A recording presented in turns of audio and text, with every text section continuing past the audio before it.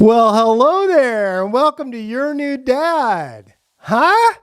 We getting ready? Getting ready for the holidays? Well, it's exciting. Fall's exciting. Now listen, this is going to be a more serious episode of Your New Dad. I hope that's okay with you. Full transparency. I fell off the wagon. Yes. And I am very ashamed of my behavior and very embarrassed. And I want to tell you today my story so that you do not do what I have done. First off, I've been married for 16 years and I have not been the best husband. I'm not talking about chasing skirts. No, there's only one lady for me. That's my wife. And she has showed me endless grace. The first 2.5 years, 3 years we were married, she didn't even take my name. And I was like, why is this lady not taking my name? It was because I was a moron and I was not a good husband, and I still acted like I was 22 years old and wanted to hang out with my friends. When we got back from our honeymoon, we had all these gifts to open, and I wanted to go to a street festival and drink in San Clemente. So I bailed. And that was my modus operandi for years. She would start to talk to me like adults are supposed to about our relationship and how bad it was. And I would get mad and I would scream and I would yell and then I would run off to the bar. I know. It's almost like I wasn't a grown up, like I wasn't an adult, like I didn't want to sit down and accept the responsibility of being a husband. And then that pattern over time, it's gotten better, but then there would be times, seasons where it was not good. And then yesterday, I stupidly, this is how dumb your dad can be. I was like, I've never been to the Swallows bar in San Juan Capistrano. It's very famous. It's a cowboy bar. A horse went in there one time with a cowboy and he ordered a beer. Then he went out and I was like, people have said for years, never been to Swallows? And I was like, I was driving around. I was like, I should go into Swallows. Never been there. Now I know what's in Swallows. Lots of booze. So I found myself there yesterday afternoon and I sat down and I was like, you know what? We're just going to order one beer. And it wasn't just one beer. It turned into a bit of a ruckus. The bartender, she was very sweet. And so last night was not a good night. And I've realized something I've known about myself for a long time.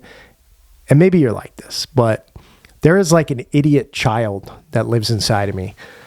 And I love that child, but I also hate that child because I listen to that dumb, it's not even a child. It's like a 22-year-old moron that's still there. But I'm 45 and I have 2 children. So yeah, I just want to tell you that, guys, full disclosure. I've gone back and forth in my head. Like, am I an alcoholic? Am I not? Am I this? I've talked about it online. I know I cannot drink. I cannot because it's just not fun anymore. It's sad and it's lame. And, I can't control it. So, whatever. I got a lot of good things in my life. Incredible blessings, incredible family. I have a home. I have children.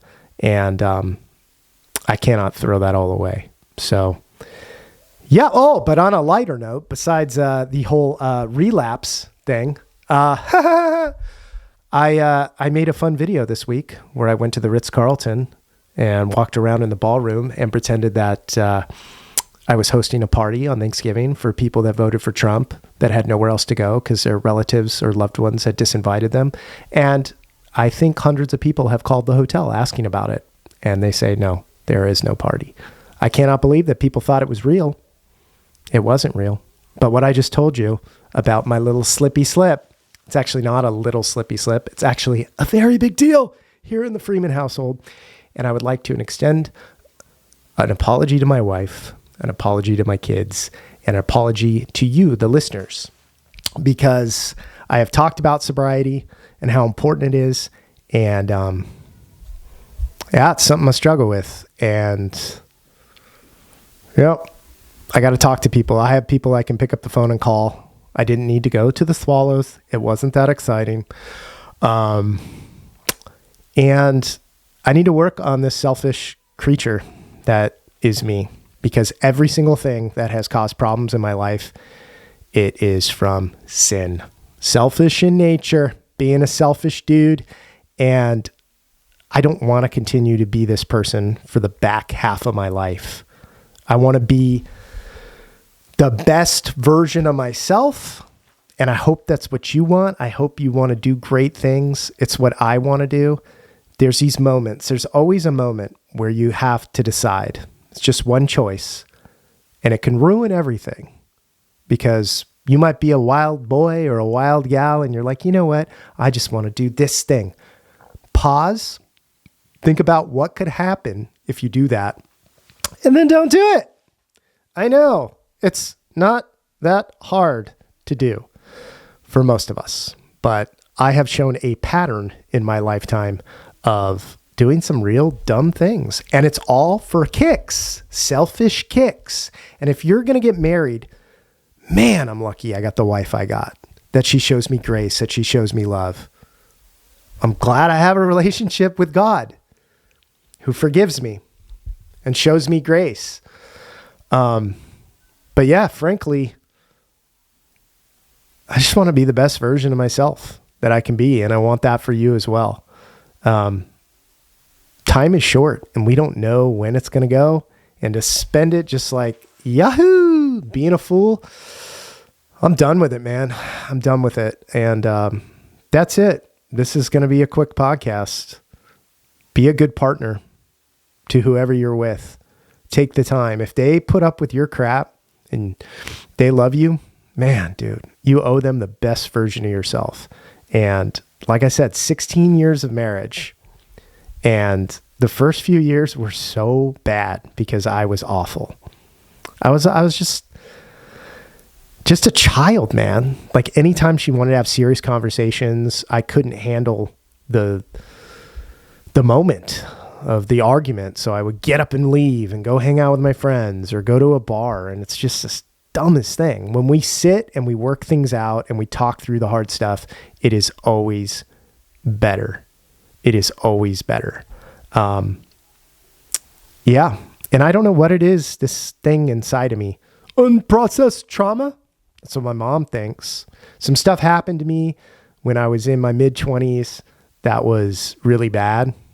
And I never sat down and talked with anybody about it. Maybe I should have, and yeah, it's sad, dude. Like you gotta work through this stuff. And I'm like the happy idiot. I don't know why I haven't been killed. I don't know why I'm not dead, but for the grace of God go I. But yeah, make better choices. That is all. Because this whole thing of getting out of your own way, for me, that is 1,000% my issue. Just get out of your own way, and life is spectacular. Things happen to you, you meet the right people, or you can absolutely sabotage yourself because of a moment, because of a choice. So that's it. That's where I'm at this week. And yeah, it wasn't good, And my wife has a nose on her like you would not believe. She could smell booze on me from across the room. Even if I brush my teeth, even if I chew gum, even if I ate a giant burrito, she will smell it because your eyes gloss over like a shark and you're like, "Wah." Yeah. So yeah, I also threw up twice in the guest room. Just ridiculous.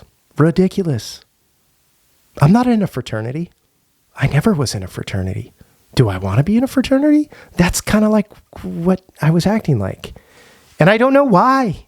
It's just sometimes me personally as a man, like I want to go down to the dark side of town and be like, bleh, and dive right in. And I don't know where that comes from. So I should probably go talk to somebody and sit down and be like, why am I this way? It's probably kind of what makes me good at certain things is this wildness, but it's also the thing that will put me in an early grave. And I don't want to go to the grave before my time. And I don't want you to go to the grave either before your time. That's why I share this stuff with you. I said your dad would be honest. So we are back to day one of sobriety. Hey. Yip-ee. How many times have I slipped? Since I first started to get sober, tried to get sober, was when I was 42, and I have slipped, let's count, at least 4 times. 4 times. And I'm talking about like you'd have a 6-month stretch, a 10-month stretch of sobriety, and then it's like you're at the beach on a hot day and someone throws you an ice cold Modelo. It hits your hand and you're like, shouldn't do this. Crack that one open, hits the lips, tastes so good, and then you're off to the races. This is my story for like 4 months. And you're trying to hide it from people. You're being a little creep. And you cannot hide it from the people that are closest to you. It is not possible. Or I'm just an idiot. That's probably more. I'm not good at hiding things. It's almost like I want to get caught. There's a lot of self-hatred. I don't know why. I also really like myself. I'm a confused lad is what I'm saying. But I am your dad. And I said I'd be honest. So I don't know if that helps you at all. All you got to do is pick yourself up, man. And something happened crazy last night. And I let it happen. I was intoxicated and my wife called my mom. And at first I was like kind of mad. I'm like, why are you calling my mom? But then I realized, you know what? She has nobody else to call and be like, what's wrong with your son? So yeah, I woke up this morning. We talked. I called my mom. We had a nice conversation and I got people that really love me. And that is something that is awesome. So yeah, that's it. Just got to jump back on. And like I said, I got a lot of people I can call. The sober community's amazing. And so that's what we're doing this week. We're starting over and we are working on ourselves. And yeah, that's it. I love you guys. You're incredible. I hope you have a great week. And I'm going to be back here next week. And if we ever have anything like this again where Johnny Boy slips, I'm going to have to tell you about it. But I don't want that to happen. I want to go a year, then 2 years, then 5 years, then a decade. Then I want to be a 75-year-old man and go, I've been sober for 30 years and my life is so great. And I want you, if you're struggling with anything, to reach out to people. There's nothing like sitting in a room full of people and talking to them and being honest, because there's strength in it. We're all flawed. We all have our issues, whatever it is. And that's the big monkey on my back. And I'm tired of it, over it. Want to be the best version of myself, and I want the same for you. So I love you guys. Have a great week. I hope you enjoyed this podcast.